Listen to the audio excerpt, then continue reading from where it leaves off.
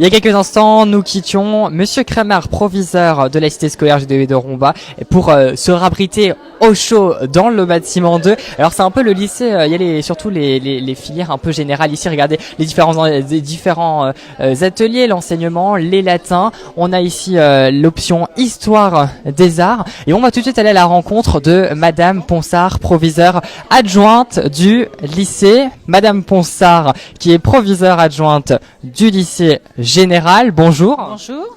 Alors parlez-nous un peu de ces changements que vont subir les élèves de seconde à la rentrée de septembre. Donc on nous a dit qu'il y avait éventuellement beaucoup de changements. Tout compte fait pour l'entrée en seconde réellement, il n'y a que très peu de changements. Alors ces changements vont être surtout sur le côté accompagnement personnalisé.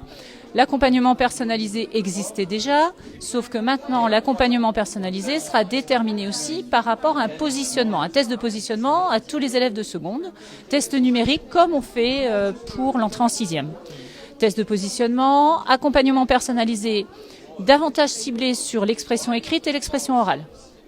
Et ensuite, par rapport aussi au gros changement, il y aura 54 heures qui vont être favorisées pour l'orientation. Donc un travail d'orientation qui était fait, mais fait par chaque enseignant dans des périodes particulières de l'année. Et là, on va répartir sur toute la formation. Donc cette partie orientation est très importante pour le choix d'orientation à venir. Alors après, bien sûr, pour le passage en juin 2019, le passage en première, il va y avoir des modifications, des changements. Les filières vont disparaître, on l'entend au niveau des informations, mais il y restera toujours les disciplines, les formations traditionnelles, un tronc commun, des disciplines majeures, des disciplines mineures, mais tout ça, ça fait très peur, mais parce qu'on change de vocabulaire. D'accord, merci bien Madame Ponsard pour ces éclaircissements concernant les différents changements que vont subir les secondes à la rentrée de septembre. Merci bien à vous. On va continuer notre parcours de ces journées du porte ouverte. On va directement aller à la rencontre de Madame Hoff et de Monsieur Marofer.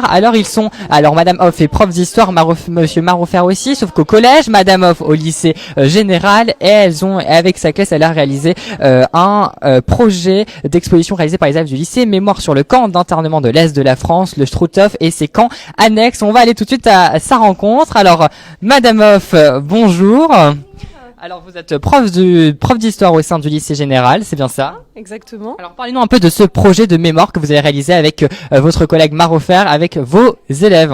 Alors en fait, il s'agit d'un projet qui a été initié par le CERD, c'est-à-dire le musée du camp de Natzweiler-Struthof, pour faire perdurer la mémoire des camps annexes du Struthof. Donc il y a une carte dans l'exposition qui montre un petit peu tous les camps annexes de part et d'autre du Rhin.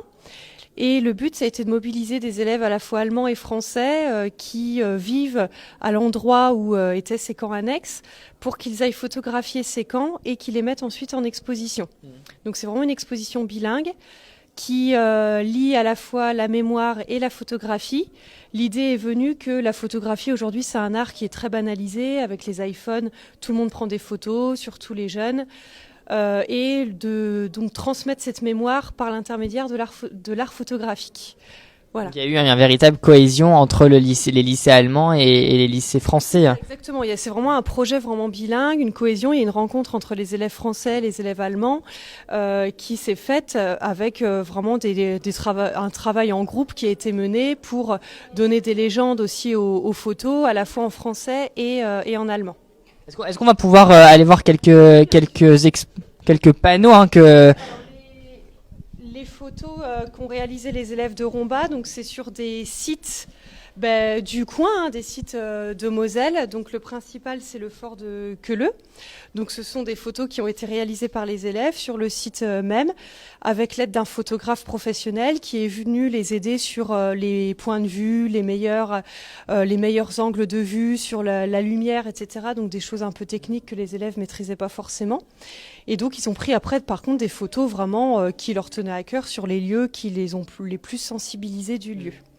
Et puis il y a également le camp de Peltre, donc qui sont des fermes en fait qui avaient été réquisitionnées par les nazis avec des déportés donc du Struthof qui étaient placés à l'intérieur pour réaménager ces fermes, ces écuries pour l'effort de guerre allemand. Ça a pris combien de temps à peu près de réaliser cette exposition complète? Ah bah, le début du projet a commencé fin septembre et ça s'est terminé fin janvier. Donc le temps que chaque élève de chaque coin prenne les photos, ensuite de la mise en commun des photos, les légendes, la mise sur panneau, ça a pris plusieurs mois, 4-5 mois, jusqu'à l'inauguration fin janvier. Alors cette exposition, elle est ici aujourd'hui à l'occasion des portes ouvertes. On va pouvoir apparemment elle sillonne, hein, c'est bien ça, les différents établissements. Elle sera à Romba ou pas? Oui, alors c'est une exposition itinérante et Romba c'est le premier lieu qui l'accueille, parce qu'elle a été inaugurée le 26 janvier. Donc elle vient ici à Romba jusqu'au 10 avril.